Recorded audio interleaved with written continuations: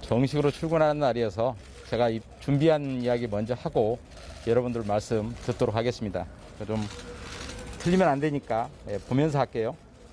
어제 대통령님께서 70분 동안 시간을 할애해서 검찰의 의견을 경청해 주신 것은 큰 의미가 있다 이렇게 생각합니다. 대통령님 말씀처럼 검찰의 의견을 질서 있게 표명하고 또 국회의 권한을 존중하면서 검찰 구성원을 대표하여 제가 국회에 직접 의견을 제출하도록 하겠습니다. 사법부에서도 이 법안에 대해 근본적으로 형사 절차를 바꾸는 내용이라 정당성, 전문가의 다양한 의견, 국민 기본권 보호와 사회 안전 보장이라는 기본 가치에 미치는 영향, 검찰의 민족 통제 필요성, 수사 전체에 미칠 영향, 해외 유사 법률 비교 등 재반 사정을 국회에서 면밀히 살펴 개정 내용을 결정해야 한다는 의견을 국회에 제출한 것으로 보도가 되었습니다. 검찰 구성원들의 지혜와 힘을 모아서 최선을 다해 국회 의견을 내도록 하겠습니다. 검찰총장 중심으로 의견을 내라는 대통령 말씀이 있으셨는데 네네. 오늘 열리는 평검사 회의에 대해서는 그런 면에서 좀 어떻게 생각하십니까? 평검사 회의는 검사들이 자발적으로 그것도 일과 이후에 모여서 의견을 내는 것이라서 제가 어떤 왈가왈부하거나 어떤 결정을 주도할 수 있는 입지는 아니고 그래서도 안 된다고 생각합니다. 다만 이러한 재반 사정을 충분히 살펴서 충분히 토의하고 논의해서 현명한 결론을 내줄 것으로 기대하고 있습니다. 대통령 면담에서 공정성 담보 대안 마련하겠다 하셨는데 그 대안이 구체적으로 어떤 건지. 저희들로서는 어쨌든 국민을 대표하는 국회에서 검찰 수사의 공정성, 중립성에 대해서 의문을 제기하고 있고 또 그로 인해서 이러한 법안이 논의되고 있는 것에 대해서 정말 성찰하고 반성해야 된다라고 생각하고 있고요. 거기에 대한 응답으로 말씀을 여러 번 드렸습니다만 어제 대통령님께도 보고를 드렸고요. 하여튼 국회에서 검수완박 법안보다는 더 효과적으로 국회의 권한을 통해서 검찰 수사의 공정성, 중립성을 확보하는 방안도 강구해 볼 수 있을 것이고 또 이러한 것을 논의하기 위한 국회 법사위 내에 형사사법 제도개혁 특별위원회 같은 경우가 있다면 저희도 충분히 참여할 생각이고요.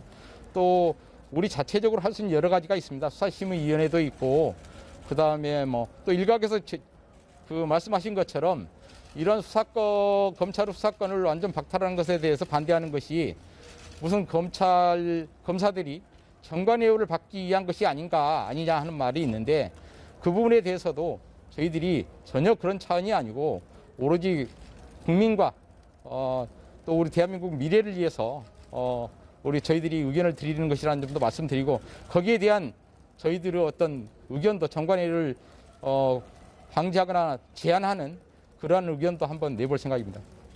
대통령께서 검찰에 힘을 실어준 것이라 이런 일각의 평가가 있는데 총장께서도 그렇게 보십니까? 저로서는 검찰 조직 구성원을 대표하는 사람인데 저의 면담 요청을 받아주셨고 그리고 작은 시간도 아니고 바쁘신 분께서 70분 동안이나 시간을 할애해서 제가 충분히 그리고 상세하게 모든 이야기를 할 수 있도록 해주셨다는 것만으로 큰 의미가 있다 이렇게 생각합니다. 국회에 이제 나가셔야 될 텐데 일정을 조율 중이신가요? 지금 오면서 국회 법사위원장님께 이제 제게 대통령님께서도 국회에 나가서 적극적으로 의견을 제출하라 내라라는 말씀이 있었다는 이야기도 전했고요. 그래서 기회를 달라 요청했습니다. 그럼 당장 이번 주를 넘어서 계속 좀 더 일정이 조율 중이실 수 있는 건가요? 국회 법사위에서 어쨌든 법안 심사가 시작되면 당연히 저도 국회에 갈 생각이고요. 또 그런 참석해서 의견을 낼 수 있는 기회를 달라라고 법사위원장님께 요청을 드렸습니다.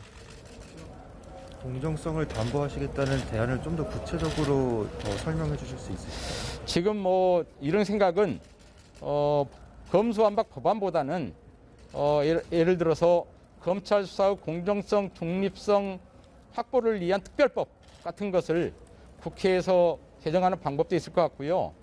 예를 들자면 또 수사 자체의 공정성에 문제가 된다면 수사권자인 검찰총장, 고검장, 지검장 등을 국회에 출석시켜서 뭐 수사 중인 이유로 문제가 된다면 비공개를 전제로 국회 정보위원회처럼 비공개를 전제로 충분히 현안에 대해서 질의도 하시고 또 저희들의 답변도 한번 듣고 또 자료 제출도 받는 방법도 있을 것이라고 생각합니다.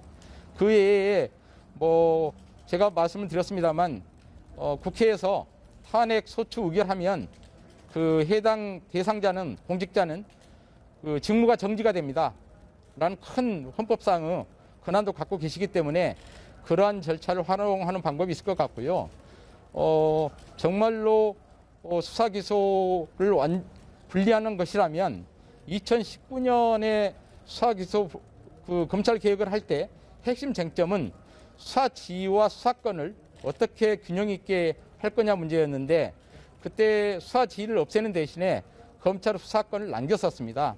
그렇다면 이제 다시 한번 논의를 해서 검찰 개혁이 필요하다고 한다면 그러면 수사 지휘는 부활하고 수사권은 없애는 것도 한번 논의해 볼 수 있다. 그러나 그 부분에 대해서는 어쨌든 2019년도에 논의했던 것이 있으니까 연장선상에서 다시 사법개혁특별위원회처럼 특별한 기구, 위원회를 두어서 거기서 충분히 심도 있게 논의해야 된다라는 생각이고요.